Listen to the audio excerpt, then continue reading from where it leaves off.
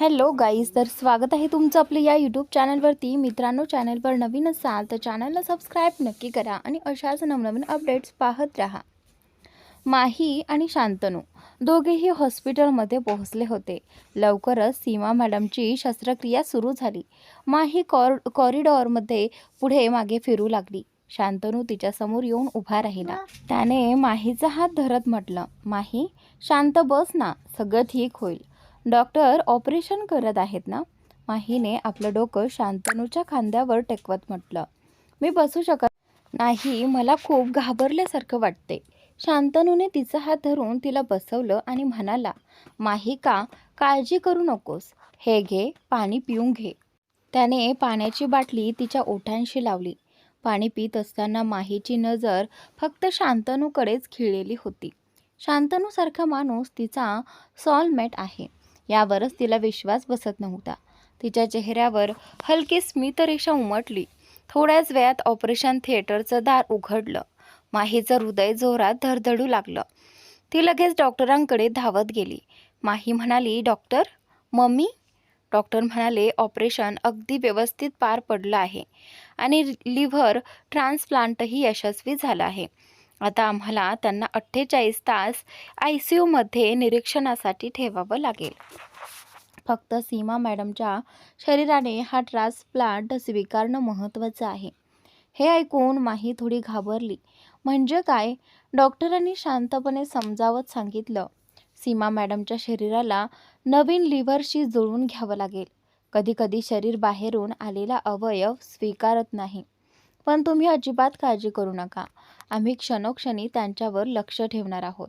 Doctor तिथून निघून गेल्यावर माहीने शांतनूकडे पाहिलं. शांतनूने तिला आपल्या मिठीत घेत म्हटलं, मम्मी ठीक होतील, काळजी करू नकोस. काही चुकीचं झालं तर?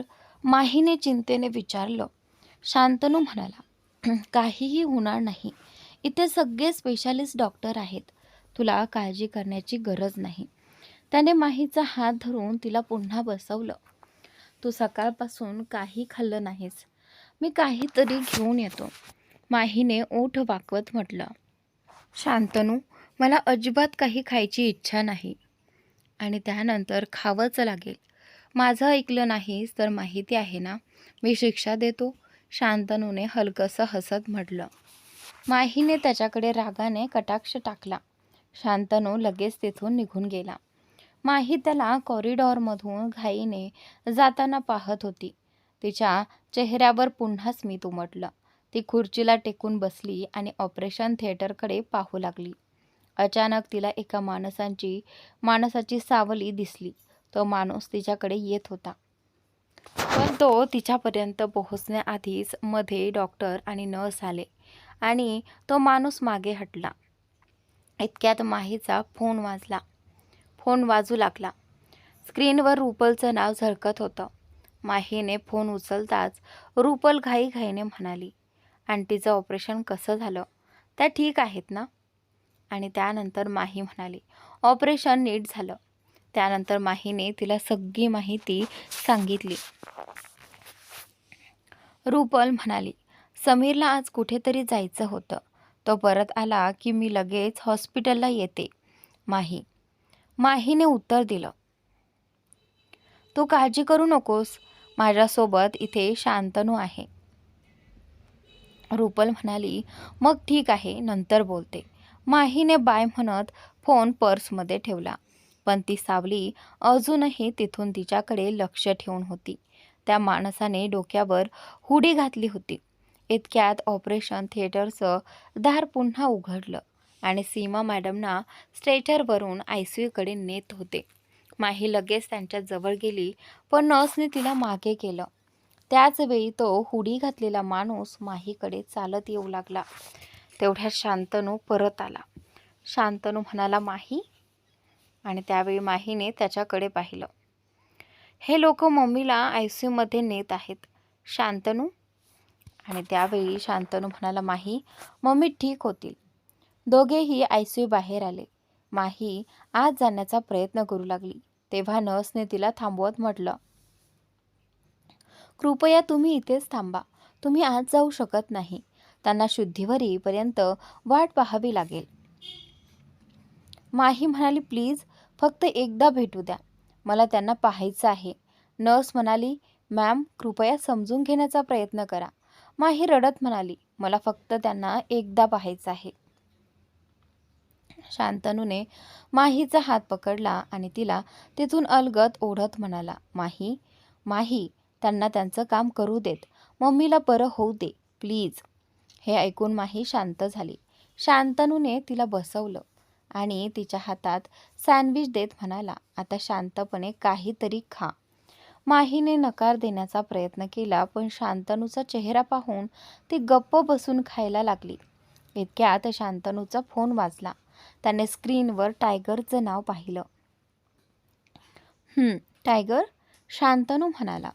टायगर म्हणाला, सर त्या दिवशी ताज हॉटेलबद्दल एक लीड मिळाली आहे, पण ही गोष्ट मी फोनवर सांगू शकत नाही. तुम्ही आत्ता ऑफिसमध्ये येऊ शकता का? शांतनूने माहीकडे पाहिलं. तो मनात विचार करू लागला, माहीला अशा अवस्थेत एकटी कशी सोडू? आणि त्यानंतर तो म्हणाला, ठीक आहे. फोन खिशात ठेवताच माहीने त्याचा चिंताग्रस्त चेहरा पाहिला. तिने त्याच्या खांद्यावर हात ठेवत विचारलं, काय झालं? काही टेन्शन आहे का? आणि त्यावेळी शांतनूने खोल श्वास घेत म्हणाला, ऑफिसला जावं लागेल. माही प्रेमाने म्हणाली, तुम्ही जा. शांतनू तिचा हात पकडत म्हणाला, पण तुला इथे एकटीला सोडून जायचं मला नाहीये. आणि त्यावेळी आता इथे माही म्हणाली, शांतनू तुम्ही जा. थोड्याच वेळात इथे रुपल येईल आणि मी अगदी ठीक आहे. तुम्ही उगाच माझ्यासाठी काळजी करत आहात. शांतनू हलकेच म्हणाला, हो आताच पाहिलं मी, तू किती ठीक आहेस ते. ICUमध्ये जाण्याचा हट्ट करत होतीस. माही हसत म्हणाली, तुम्ही जा. शांतनू म्हणाला, काहीही झालं तर लगेच मला एक कॉल कर, ठीक आहे? माहीने मान हलवून होकार दिला. शांतनूने तिच्या कपाळावर हलकेच चुंबन घेतलं आणि तिथून निघून गेला. माही त्याला जाताना पाहत राहिली. तो गेल्यावर तिला एकटेपणा जाणवू लागला. ती स्वतःशीच पुटपुटली, मला तर शांतनूवर जर जास्तच प्रेम होऊ लागलं आहे. तो माझी इतकी काळजी घेतो आणि मी त्याच्यासाठी काहीच करू शकत नाही. हे विचार करत तिने ओठ वाकडे केले. तिने आपलं लंच संपवलं आणि फ्रेश होण्यासाठी वॉशरूमकडे निघाली. कॉरिडॉरमधून जाताना तिला वाटलं, कोणीतरी तिचा पाठलाग करत आहे. ती वॉशरूममधून बाहेर आली. तोच तिच्यासमोर एक माणूस येऊन उभा राहिला. त्याला पाहताच माही घाबरली. तुम्ही आणि इथे? माही अडखळत म्हणाली. त्या माणसाला पाहून माही जणू जागेवरच गोठली. तो माणूस तिच्या जवळ आला आणि तिच्या हातावर घट्ट पकड घेत म्हणाला, हो मी तुझा सावत्र बाप राकेश आहुजा. माही घाबरत म्हणाली, तुम्हाला माझ्याबद्दल कोणी सांगितलं? आणि त्यानंतर राकेश हसत म्हणाला, तुझ्याबद्दल माहिती काढणं माझ्यासाठी काही कठीण नाही. तुझी आंटी मिसेस परेरा, तिला थोडा धक्का दिला आणि तिने लगेच सगळं उघड केलं.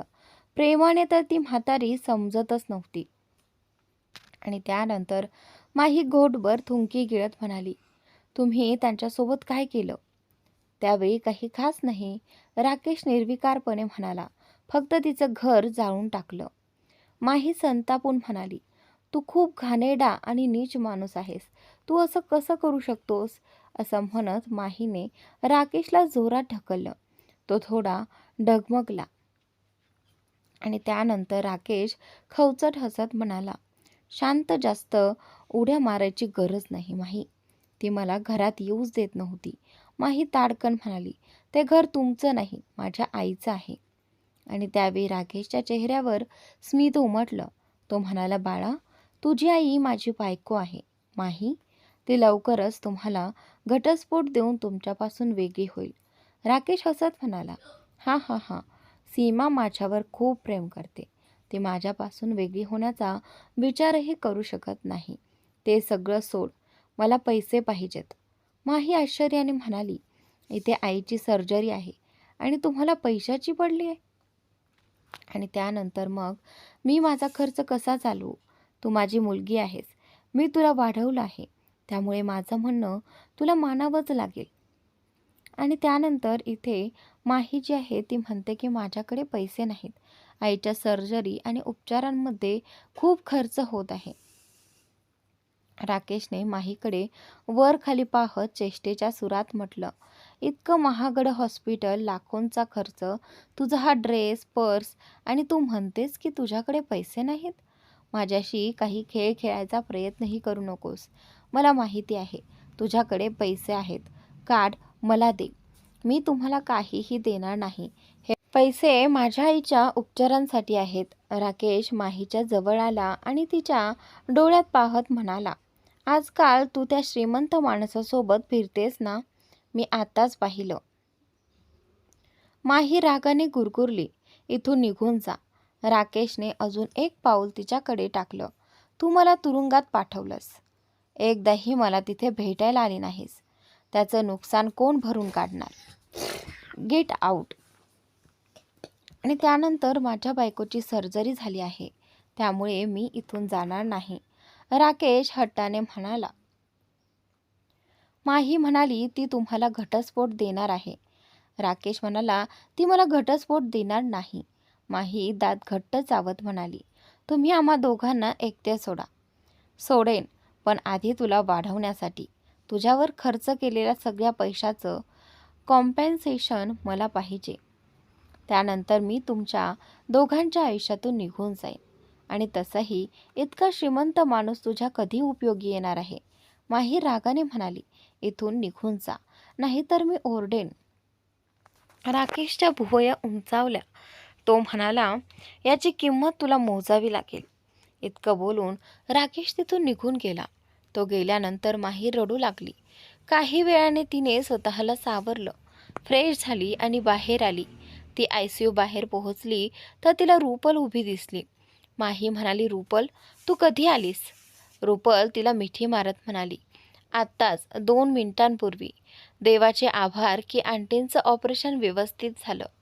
माहीने खोल श्वास घेत म्हटलं, हो, पण त्या अजूनही बेशुद्ध आहेत. रुपल म्हणाली, तू काळजी करू नकोस, आंटी आता ठीक होतील. माहीने फिकटचं हसू दिलं. तिचा उतरलेला चेहरा पाहून रुपल म्हणाली, माही, इतकी का चिंतेत आहेस? राकेश आहुजा आला होता? हे ऐकून रुपल दचकली. काय? तो इथे कशासाठी आला होता? माही म्हणाली, पैसे मागायला. रुपल रागाने म्हणाली, त्या माणसात जराही माणुसकी नाही. माही पुढे म्हणाली, इतकंच नाही, त्याने मिसेस परेरांचं घर जाळून टाकले, कारण आंटीने त्याला आपल्या घराची चावी देण्यास नकार दिला होता. रुपलला हा दुसरा धक्का बसला. काय? घर जाळलं? त्या माणसाचं डोकं ठिकाणावर आहे का? तो इतका क्रूर कसा असू शकतो? माही म्हणाली, फक्त कुणालाही इजा झाली नसावी आणि आंटी एकट्याच आहेत. रुपल म्हणाली, एकदा मॉम ठीक झाल्या की तू त्यांना भेटायला जाऊ नये. माहीने खोल श्वास घेतला आणि तिच्या डोळ्यातून पुन्हा अश्रू वाहू लागले. रुपलने तिचा हात धरत म्हणाली, मी आहे ना तुझ्यासोबत, आणि शांतनूही आहे. माहीने हलकेच मान डोलावली. शांतनूचं ऑफिस. थोड्याच वेळात शांतनू ऑफिसमध्ये पोहोचला. त्याला पाहताच टायगर त्याच्याकडे आला. शांतनू आपल्या खुर्चीत बसला आणि टायगरकडे पाहत म्हणाला, आत्ता सांग. टायगर म्हणाला, आम्ही त्या दुसऱ्या माणसाची ओळख पटवली आहे. त्याचं नाव जॅकी आहे. शांतनूने फोटो उचलून जॅकीकडे नजर टाकली आणि त्यानंतर टायगर म्हणाला, आम्ही त्याचा पत्ता शोधला आहे, पण आम्ही तिथे पोहोचण्याआधीच. बोलता बोलता टायगर थांबला. शांतनू म्हणाला, काय झालं? टायगर म्हणाला, आमच्या पोहोचण्याआधीच तो मेला. तो आपल्या घरी जात असताना एका कारने त्याला जोरात धडक दिली आणि तो जागीच मरण पावला. हे ऐकून शांतनू दचकला. टायगरने मान खाली घालत म्हटलं, सॉरी सर. शांतनू पुटपुटला, जॅकीचा मृत्यू असा उगाच झाला नाही. हा काही योगायोग नाही, तर हा खून आहे. शांतनू हे ऐकून चकित झाला. टायगरने मान खाली घालत म्हटलं, सॉरी सर. शांतनू पुटपुटला, जॅकीचा मृत्यू असा सहज झाला नाही. हा काही योगायोग नाही. हा सरळ खून आहे. टायगरने त्याच्या म्हणण्याला दुजोरा दिला. शांतनूने आदेश देत म्हटलं, ज्या कारने जॅकीचा अपघात केला त्या कारचा शोध लावा. त्या कारचा ड्रायव्हर कोण होता ते काढून आणा. टायगरने खोल श्वास घेत म्हणाला, सर, आम्ही ती कार शोधली आहे. त्या कारवर नंबर प्लेट नव्हती. बहुतेक कार चोरीची होती. शांतनूच्या चेहऱ्यावरची चिंता अजून वाढली. तो नाराजीने म्हणाला, म्हणजे तुमच्या हातात काहीच लागलेलं नाही, असंच ना? टायगर म्हणाला, सर, जो कुणी आहे तो आपल्यापेक्षा एक पाऊल पुढे आहे. पण आम्ही सगळं शोधून काढू. माझी माणसं त्या सर्व्हिस सेंटरमध्ये तपास करत आहेत. शांतनू कठोर आवाजात म्हणाला. आणि यावेळी मला निराश करू नकोस. विक्रमवर सतत नजर ठेवा. अशा वेळी माणूस जास्त चुका करतो. शांतनू मनात एकच विचार करत होता, कसंही करून विक्रम विरुद्ध एखादा ठोस पुरावा मिळावा आणि त्याला जयस्वाल मेन्शनमधून बाहेर काढता यावं. हॉस्पिटलमध्ये माही ICUच्या बाहेर सीमाजी शुद्धीवर येण्याची वाट पाहत बसली होती. तेवढ्यात नर्स तिच्या जवळ आली आणि म्हणाली, पेशंटला शुद्ध आली आहे. तुम्ही भेटू शकता, पण कृपया त्यांना डिस्टर्ब करू नका. हे ऐकताच माही पटकन उठून उभी राहिली. Thanks nurse. ती घाईघाईने ICUमध्ये पोहोचली. सीमाजींचे डोळे मिटलेले होते. मम्मी, माही हळूच म्हणाली. सीमाजींनी डोळे उघडून तिच्याकडे पाहिलं आणि हलकसं हसल्या. माही? माहीने त्यांना शांत राहण्याचा इशारा केला. त्या खूप अशक्त दिसत होत्या. माहीचा गळा दाटून आला.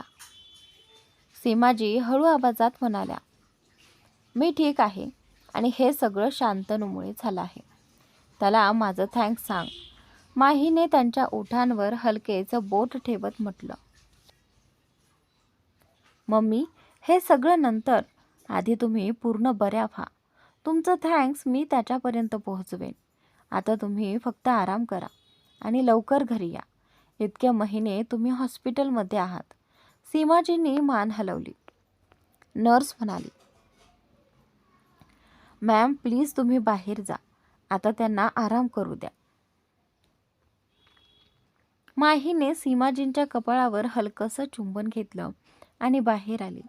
बाहेर येताच तिला शांतनू बसलेला दिसला. तिला पाहताच तो लगेच उभा राहिला. आता मम्मी कशा आहेत? त्याने विचारलं. माहीने मान हलवली आणि नकळत ती त्याच्या छातीशी येऊन टेकली. तिच्या डोळ्यातून अश्रू वाहू लागले. तिला रडताना पाहून शांतनूचं मन भरून आलं. त्याने तिला घट्ट मिठीत घेतलं. तोही आतून तुटत होता. तू थकली असशील, चल घरी जाऊया, तो मऊ आवाजात म्हणाला. माहीने उत्तर दिलं नाही. ती हळू आवाजात म्हणाली, थँक्स शांतनू. मी हा उपकार कधीच फेडू शकणार नाही. शांतनूने तिच्या ओठांवर हात ठेवत ठामपणे म्हटलं, खबरदार पुन्हा असं बोललीस तर. चल आता घरी जाऊया. दोघेही हॉस्पिटलमधून बाहेर पडले आणि एका लॉजमध्ये. त्याचवेळी माहीचा सावत्र वडील राकेश आपल्या लॉजमध्ये पोहोचला. तिथे तो थांबला होता. तो खूप संतापलेला होता, कारण माहीकडून त्याला पैसे मिळाले नव्हते. तेवढ्यात त्याच्या कानावर आवाज आला, मिस्टर आहुजा. राकेश मागे वळून पाहतो तर एक अनोळखी माणूस उभा होता. राकेश म्हणाला, जी सांगा, मी तुम्हाला ओळखतो का? त्या माणसाने नकारार्थी मान हलवत उत्तर दिलं, आम्ही तुम्हाला ओळखतो आणि ते पुरेसे आहे. माझे बॉस तुमची भेट घेऊ इच्छितात. माझ्यासोबत चला. राकेश थोडा घाबरत म्हणाला, पहा, मी अनोळखी लोकांशी बोलत नाही. तुम्ही इथून निघा. हे बोलून राकेश दरवाजा उघडून आपल्या खोलीत जाण्यासाठी वळला, पण तो आत जाण्याआधीच कुणीतरी त्याला जोरात मारून खाली पाडलं. त्यानंतर त्या माणसाने राकेशकडं आपली पिस्तूल रोखली. राकेशने घाबरून दोन्ही हात वर केले. त्याने इतक्या लोकांकडून कर्ज घेतले होते की हा माणूस कोणाच्या सांगण्यावरून आला आहे हे त्याला समजत नव्हतं. राकेश थरथरत म्हणाला, मी तुमचं सगळं उधार फेडेन, गोळी चालवू नका. त्या माणसानं कडक आवाजात आदेश दिला, आता माझ्यासोबत चल आणि खबरदार एकही आवाज काढू नकोस. राकेश घाईघाईने म्हणाला, हो मी येतो. तो उठून उभा राहिला आणि त्या माणसाबरोबर चालू लागला. त्या माणसानं अतिशय देखणा सूट घातला होता. असा माणूस रोजच्या आयुष्यात क्वचितच दिसतो. त्याने राकेशला आपल्या गाडीत बसायला सांगितलं. राकेश बसताच गाडी वेगाने पुढे निघाली. हा माणूस दुसरा कोणी नसून शांतनूचा सावत्र भाऊ विक्रम होता. त्याने राकेश आणि माहीचे अनेक फोटो काढले होते. राकेश घाबरत म्हणाला, सर मला काहीच समजत नाही आहे. कदाचित काहीतरी गैरसमज झाला आहे. तुम्ही कोण आहात आणि मला जबरदस्तीने का घेऊन आला आहात? विक्रम शांतपणे म्हणाला, आपण पहिल्यांदाच भेटतो आहोत, पण तुझ्या आणि तुझ्या मुलीच्या नात्यात इतकी कटुता का आहे? असं म्हणत त्याने ते फोटो राकेश समोर ठेवले. फोटो पाहताच राकेशचे डोळे विस्फारले. तो माणूस नव्हता ज्याला त्याने माहीसोबत हॉस्पिटलमध्ये पाहिलं होतं. मग हा कोण होता ज्याला माहीच्या आयुष्यात इतका रस होता? राकेशने विचारलं, तू तिला कसं ओळखतोयस? विक्रमने भुवया उंचावत कठोरपणे उत्तर दिलं, मी तुला प्रश्न विचारायची परवानगी दिलेली नाहीये. मी जे विचारलंय त्याचं उत्तर दे. माहीने तुला जेलमध्ये पाठवलं, इतकी दुश्मनी का? राकेश चिडून म्हणाला, ती माझी मुलगी नाही. मी तिला वाढवले, खायला घालायला सगळं दिले, पण ती मला बाबासुद्धा म्हणत नाही.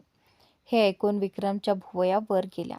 तो म्हणाला, म्हणजे माहीला तिचा खरा बाप कोण आहे हेच माहिती नाही आणि तिच्या जन्माआधीच त्याचा मृत्यू झाला होता का? राकेश उपहासाने हसू लागला. मेला? अजिबात नाही. माहीचा बाप तिच्या आईला गर्भवती करून पळून गेला होता. माही ही नाजायज औलाद आहे. मी सीमावर दया करून तिच्याशी लग्न केलं, पण त्या दोघी एक नंबरच्या एहसान फरामोश निघाल्या. नाजायज औलाद हे शब्द विक्रमच्या कानात घुमू लागले. तो मनात खुश होत विचार करू लागला, आता माझा म्हातारा आजोबा एका नाजायज मुलीला आपली सून कधीच मान्य करणार नाही.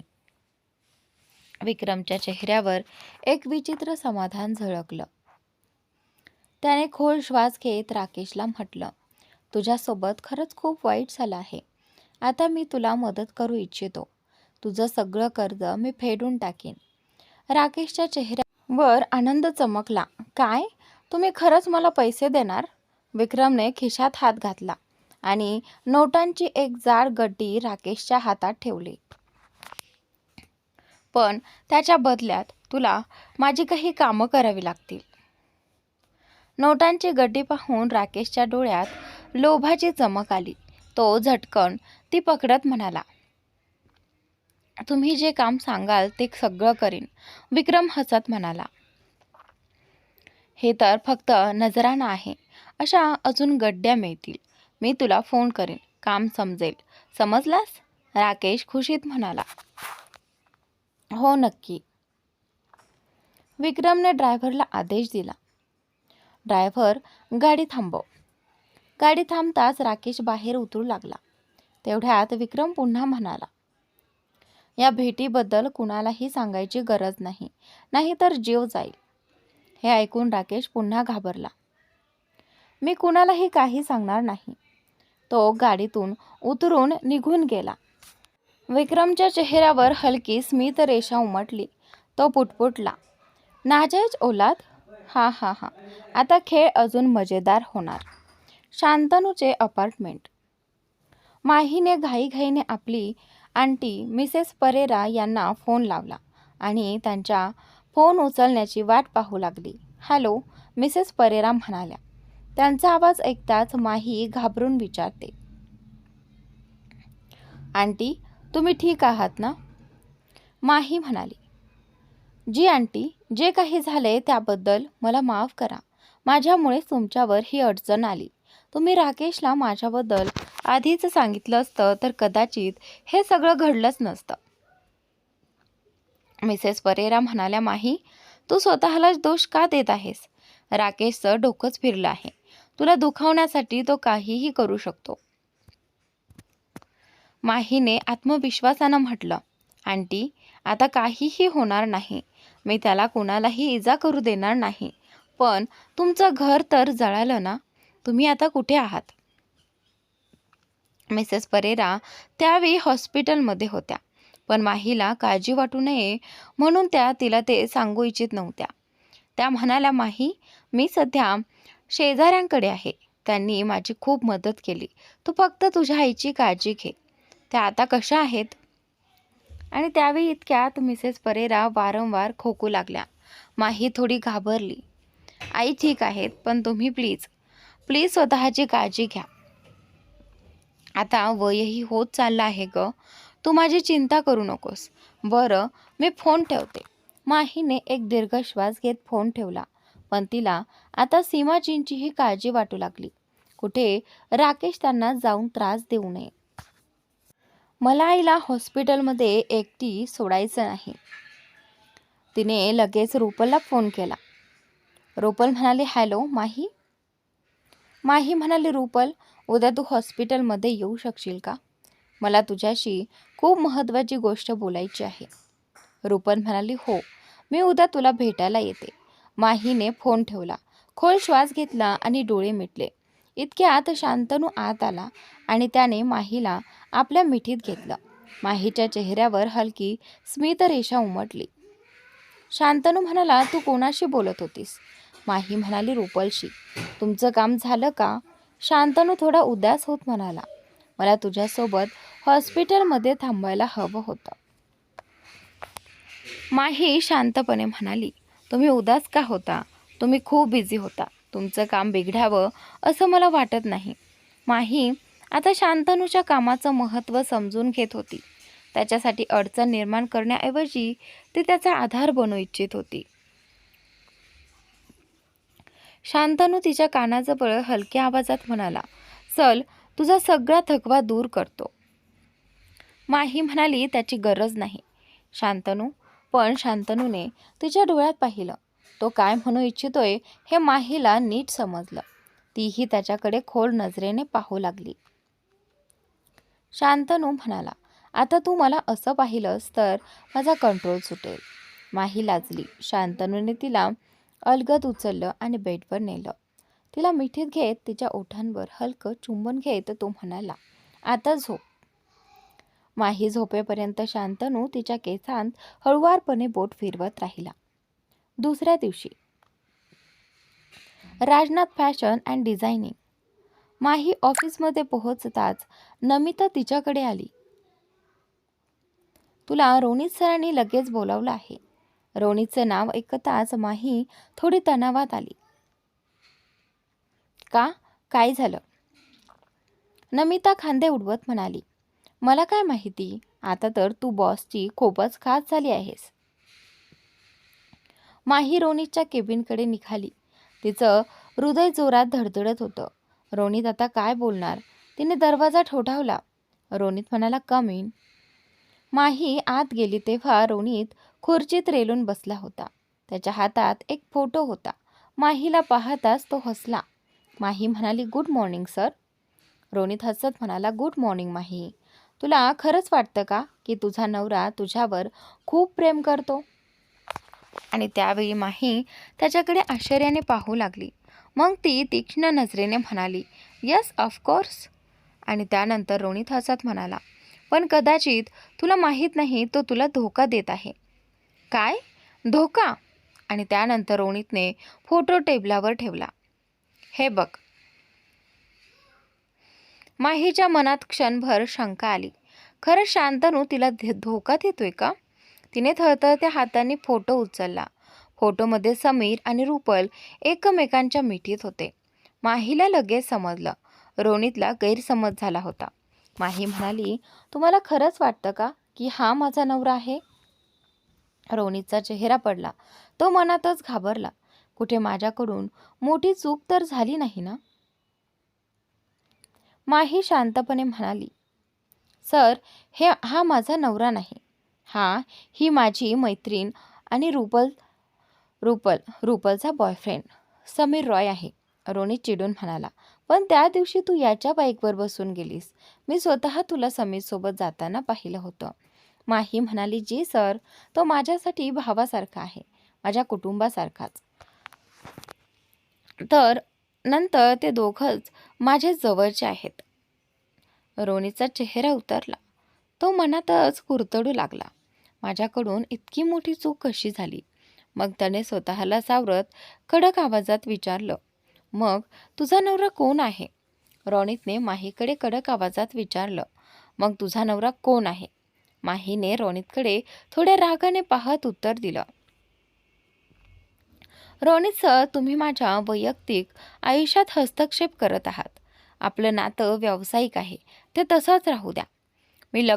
माझं लग्न झालेलं आहे आणि तुमचीही अरू मॅमसोबत साखरपुडा झालेला आहे. त्यांना कळलं की तुम्ही माझ्यात रस घेत आहात तर त्यांना नक्कीच वाईट वाटेल. मला इथे शांतपणे काम करायचं आहे. या कारणामुळे त्या पुन्हा मला टार्गेट करायला लागल्या तर? रॉनितला समजलं की ऑफिसमध्ये आत्तापर्यंत माहीसमोर आलेल्या सगळ्या अडचणींच्या मागे अरूचाच हात होता. रॉनित म्हणाला, पाह माही, तुला जे काही सांगायचं आहे ते स्पष्ट सांग. जर अरुने तुला त्रास दिला असेल तर मी तिला शिक्षा करेन. ही गोष्ट मी असंच सोडणार नाही. माही चिडून म्हणाली, सर, कृपया माझ्या अडचणी वाढवू नका, नाहीतर मला इथे काम करता येणार नाही. हे बोलताना माहीच्या चेहऱ्यावर राग स्पष्ट दिसत होता. तिने रोनितकडे पाहिलं आणि तिथून निघून गेली. रोनितला काही क्षण समजेना की काय करावं. तो स्वतःशीच पुटपुटला, मी आधीच नताशाला गमावलं आहे, पण आता माहीला गमावू शकत नाही. माही फक्त आणि फक्त माझीच आहे. तिच्या त्या नवऱ्याला तर मी वाटेतूनच दूर करीन. माही डिझायनिंग विभागात आपल्या डेस्कवर बसली आणि रागाने पुटपुटू लागली. रोनित सरांना नेमकं झालंय तरी काय? ते समीरचा पाठलाग करत होते. माहीला रागात पाहून अंतरा हसत तिच्या जवळ आली आणि हळू आवाजात म्हणाली, काय झालं? माझ्या भावाने काही त्रास तर दिला नाही ना? तसं असेल तर मी त्याच्याशी बोलते. अंतराचं बोलणं ऐकून माहीच्या ओठांवर हलकी स्मित उमटली. तसं काही नाही, अंतरा म्हणाली. माझा भाऊ असा थोडा वेगळाच आहे. महिलांशी कसं बोलायचं हेच त्याला नीट समजत नाही. त्याने कधी गर्लफ्रेंडही केली नाही. अनेकदा लोकांना वाटायचं की माझा भाऊ कुठे गे तर नाही ना? हे ऐकून माहीने तोंडावर हात ठेवला आणि हसू लागली. अंतरा पुन्हा म्हणाली, माही, काही डिझाईन्स आहेत, कृपया एकदा पाहून त्यात सुधारणा करशील का? हो, नक्की. त्या दोघींना माहीत नव्हतं की नमिता त्यांच्यावर नजर ठेवून होती. माही आणि अंतराची वाढती मैत्री तिला खटकत होती. ती पुटपुटली, हे मला अरू मॅमला सांगायलाच हवं. नमिता सरळ अरूच्या केबिनचं दार उघडून आत गेली आणि म्हणाली, मॅम, माझ्याकडे तुमच्यासाठी एक इंटरेस्टिंग बातमी आहे. अरूने लॅपटॉप बंद करून नमिताकडे पाहिलं आणि नाराजीने विचारलं, नमिता, काय आहे हे सगळं?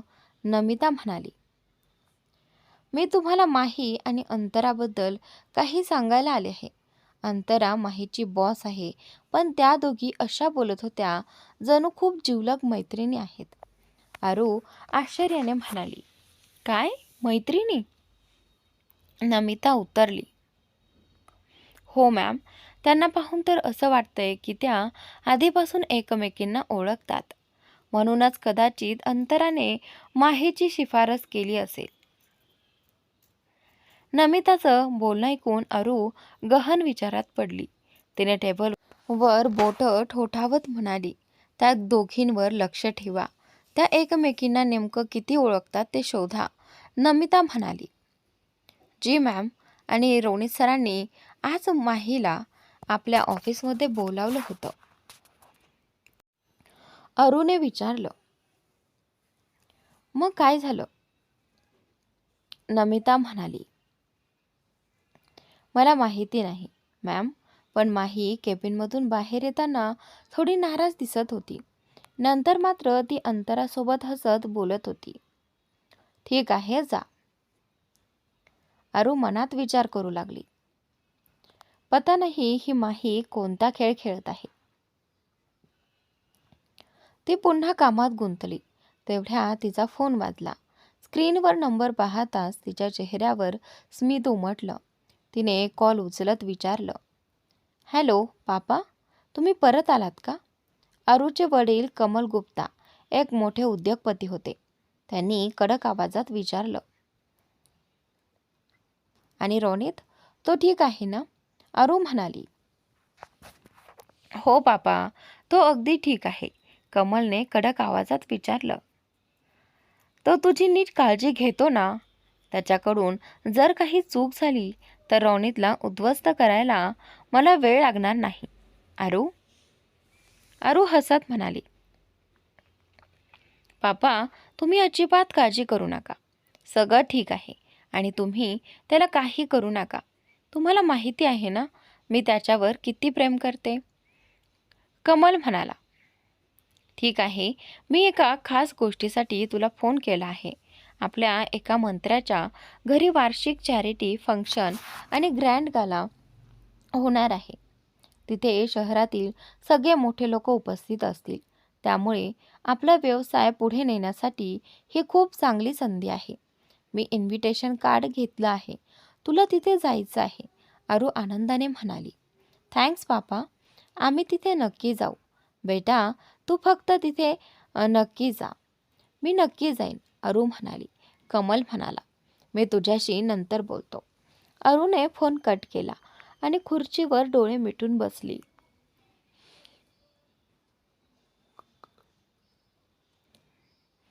ती पुटपुटली. रॉनित, बघ मी तुझा बिझनेस किती पुढे नेते. हे करणं त्या माहीच्या कल्पनेतही नाही.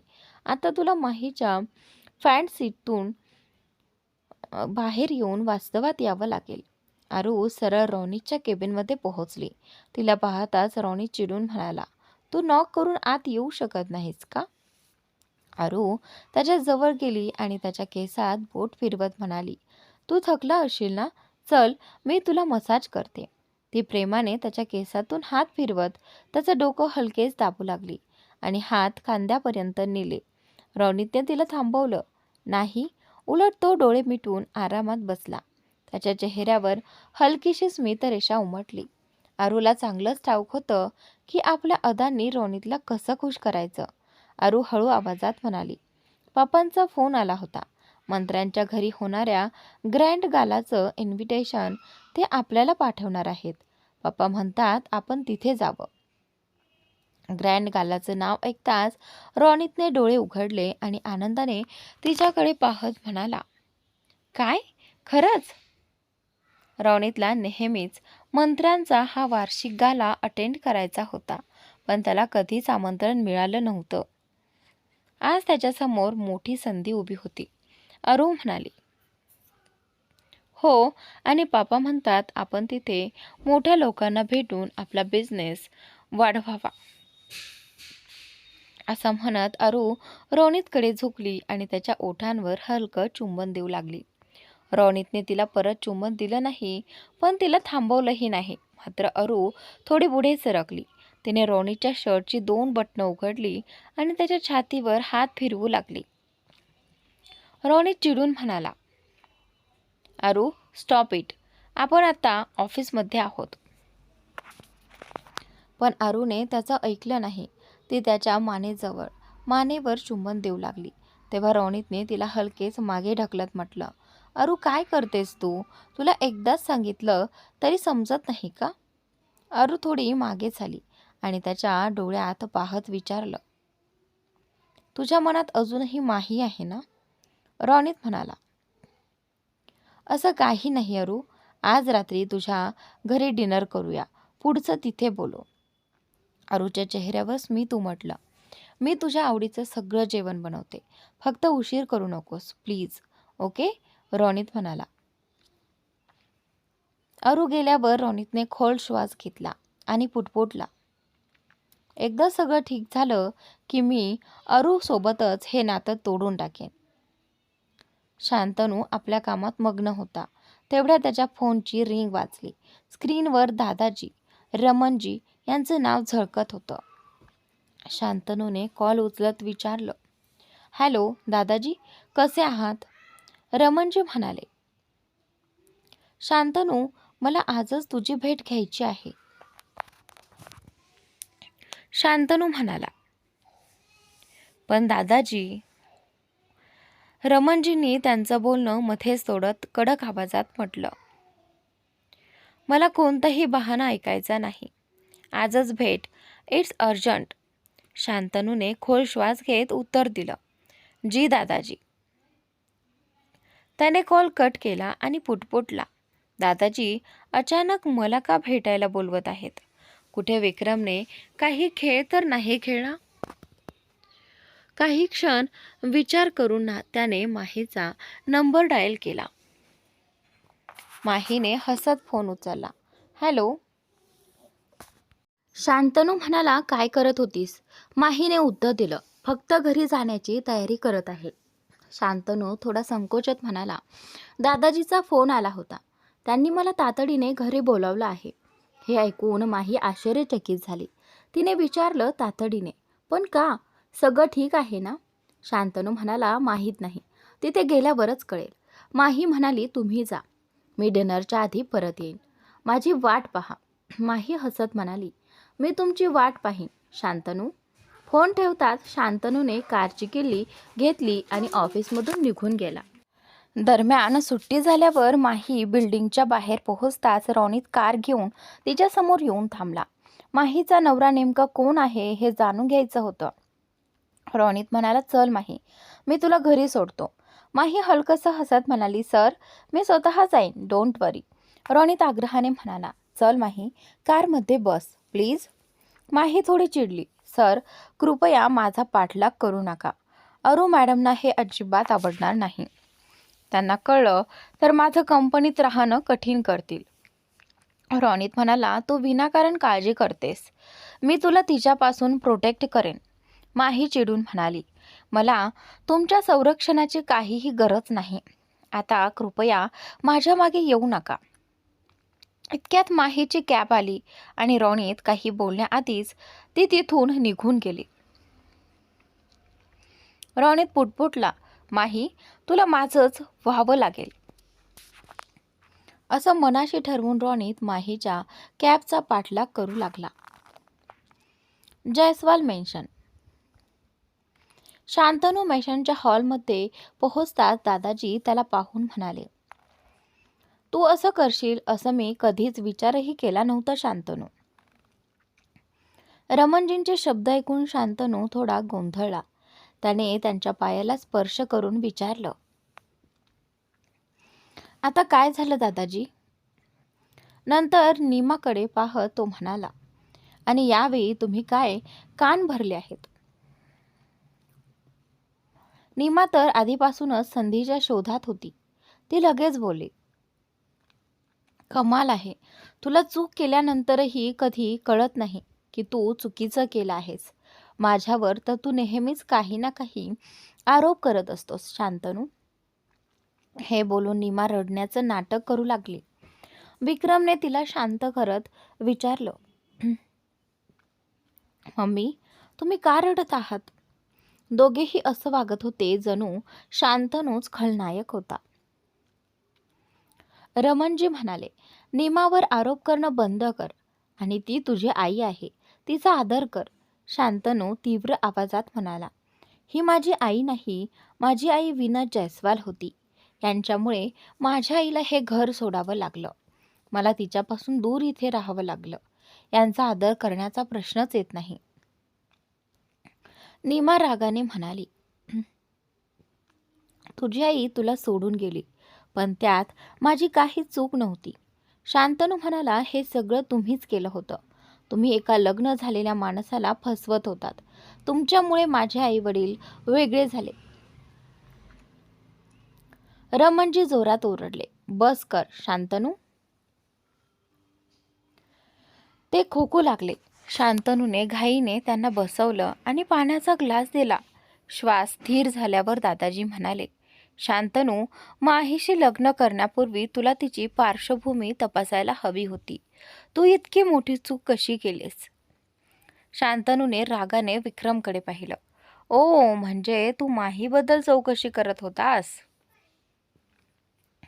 विक्रम म्हणाला, माझ्याकडे असं पाहायची गरज नाही.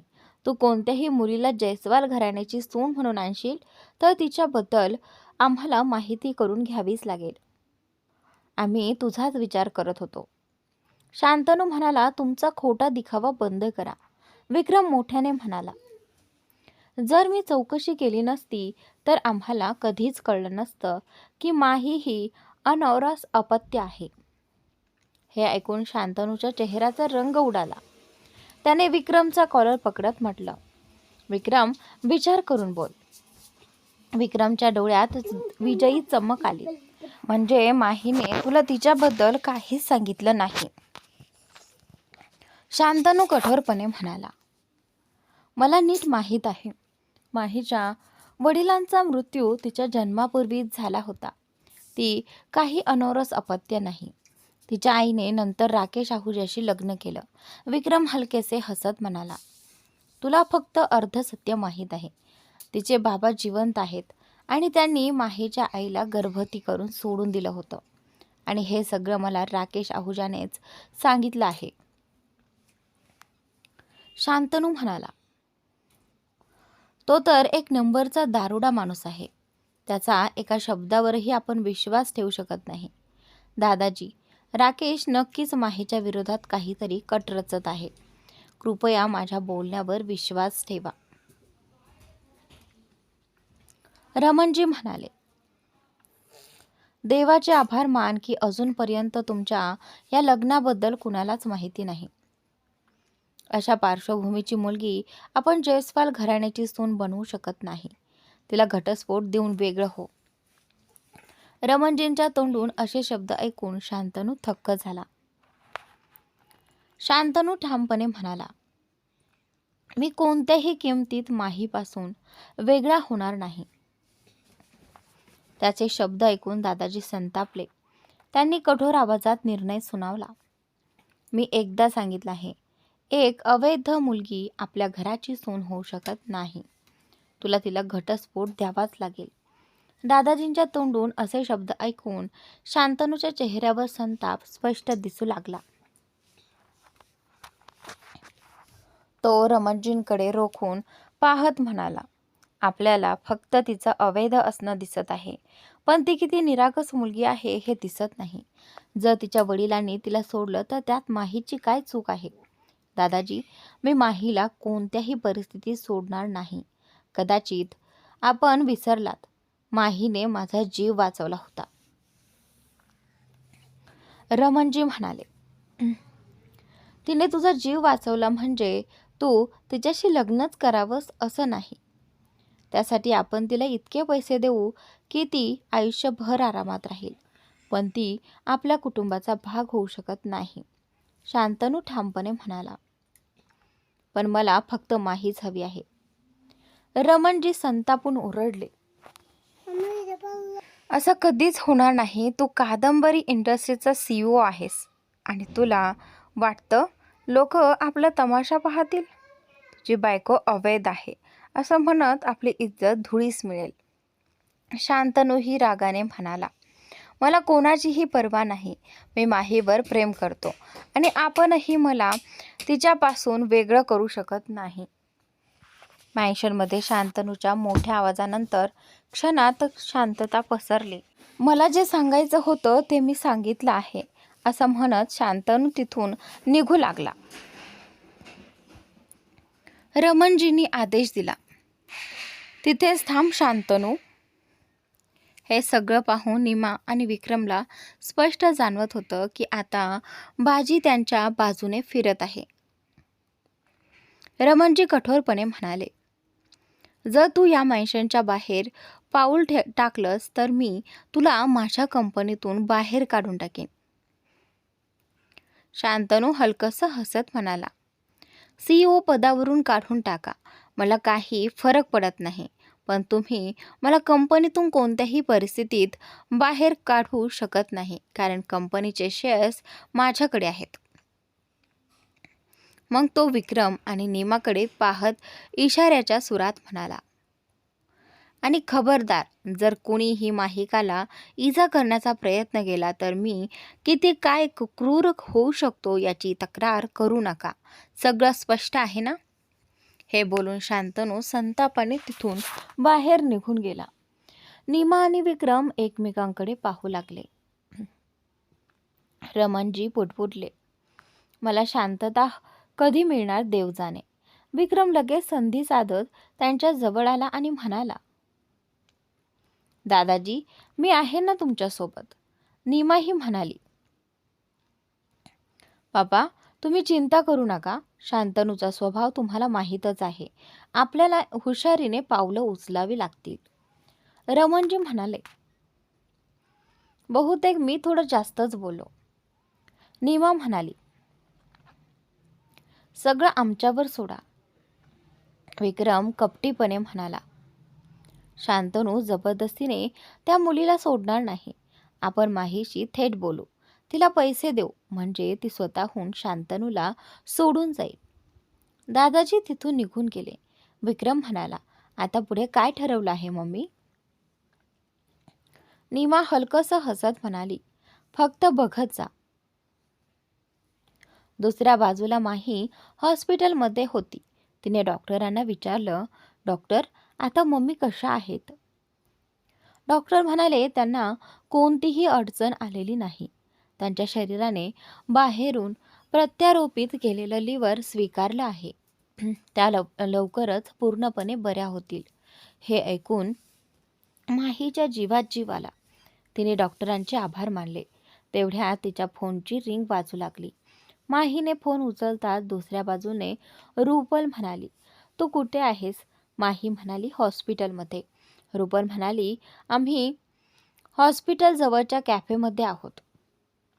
माही म्हणाली, मी आत्ताच येते. माही तिथून निघून गेली. पण तिला माहीत नव्हतं की रोनित बाहेरच आपल्या कारमध्ये बसला होता. तिला पाहताच तो सावध झाला. माही जशी रेस्टॉरंटमध्ये पोहोचली तसा तोही तिच्या मागोमाग तिथे आला. तिथे रुपल आणि समीरला बसलेलं पाहून तो मनात म्हणाला, हे तर फोटोवाले आहेत, म्हणजे माही त्यांनाच भेटायला आली आहे. कदाचित तिचा नवरा देखील येईल. असा विचार करून रोनी थोड्या अंतरावर जाऊन बसला. तिथून त्याला माहीची टेबल सहज दिसत होती. स्वतःला लपवण्यासाठी त्याने समोर मेन्यू कार्ड धरलं. रुपल म्हणाली, काय झालं माही? तू खूप चिंतेत दिसत होतीस. आंटी ठीक आहेत ना? मला वाटलं आपल्याला तुझी लगेच भेट घ्यावी लागेल. माही म्हणाली, मम्मी हळूहळू बऱ्या होत आहेत. काल मी मिसेस परेरांशी बोलले होते, पण त्या मला ठीक वाटल्या नाहीत. रुपल म्हणाली, त्या तिथे एकट्याच आहेत. त्यांची काळजी घेणारं कोणीच नाही. माही चिंताग्रस्त होत म्हणाली, मला त्यांना जाऊन भेटायचं आहे. रुपल म्हणाली, पण तिथे तुझं जाणं योग्य नाही. तुझे सावत्र वडील तुला काही इजा करण्याचा प्रयत्न करू शकतात. माहीने खोल श्वास घेतला आणि म्हणाली, मला सगळं माहीत आहे, पण मी त्यांना तिथे असं एकटं सोडू शकत नाही. हे सगळं माझ्यामुळेच होत आहे. मी तिथे जाऊन त्यांना भेटेन आणि जे काही शक्य आहे ते करेन. समीर थोडा विचार करून म्हणाला, माही, तू शांतनूशी का बोलत नाहीस? माही तोंड वाकडं करत म्हणाली, मला त्यांना त्रास द्यायचा नाही. समीर म्हणाला, तरीही तिथे जाण्यापूर्वी एकदा विचार कर. तो तुझ्याकडून पैसे मागू शकतो, तुला त्रास देऊ शकतो. दोघांचं बोलणं ऐकून माही विचारात पडली. रुपल म्हणाली, का नाही, आपण मिसेस परेरांच्या मदतीसाठी एखादा मेडिकल असिस्टंट ठेवू आणि आंटी बऱ्या झाल्यावर आपण सगळे त्यांच्या भेटीला जाऊ. माही पुन्हा विचारात पडली. रुपलने तिच्या खांद्यावर हात ठेवत म्हणाली, मागच्या वेळी काय झालं होतं आठवतंय ना? सुदैवाने शांतनू वेळेवर पोहोचले होते. मला नाही वाटत तू पुन्हा कोणत्या अडचणीत सापडावीस. माही म्हणाली, ठीक आहे बाबा. समीर प्लीज आंटीचं घरही नीट करून घे आणि एक मेडिकल असिस्टंटही ठेव. समीर म्हणाला, डोंट वरी, मी सगळं काही अरेंज करतो. त्यानंतर तिघेही कॉफी पिऊ लागले. रोनितचा संयम सुटू लागला. तो मनात म्हणाला, माहीचा नवरा येणार तरी आहे की नाही. तो कॉफी पीत त्यांच्याकडेच पाहत होता. अचानक तिघेही टेबलवरून उठून निघू लागले. रोनित पटकन उठला आणि आपल्या कारपर्यंत पोहोचला. माही रुपल आणि समीर सोबतच जात होती.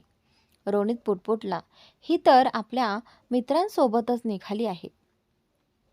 त्याने आपली कार त्यांच्या कॅबच्या मागे लावली. माहीची कार त्या बिल्डिंग समोर थांबली जिथे ती आधी राहत होती. रोनित बडबडला, माहीने माझ्याशी खोटं बोललं. तिचं लग्न झालेलंच नाही. रोनितच्या मनात हजारो प्रश्न उभे राहिले. जर माहीचं लग्न झालेलं नसेल तर तिच्या आईच्या सर्जरी आणि उपचारांचा खर्च कोण करत होतं? तेवढ्यात रोनितचा फोन वाजू लागला. अरू त्याला कॉल करत होती. आधी त्याने कॉल दुर्लक्ष केला, पण पुन्हा फोन वाजू लागल्यावर त्याने मोबाईल कानाला लावत म्हटलं, हॅलो. दुसऱ्या बाजूने अरूचा आवाज आला, रोनित तू कुठे आहेस? मी किती वेळापासून तुझी वाट पाहते. आपण आज एकत्र डिनर करणार होतो, हे तू विसरलास का? रोनितने डोकं पकडलं, कारण तो खरंच अरूसोबतच्या डिनरबद्दल विसरला होता. त्याला माहिती होतं, आता काहीही कारण दिलं तर अरू खूप रागावेल आणि तिचा राग सहन करणं त्याच्यासाठी कठीण जाईल. त्याने घसा खाकरत म्हटलं, मी येतोय, बस पोहोचतोयच. रोनित वेगाने गाडी चालवत थेट आपल्या पेंट हाऊसमध्ये पोहोचला.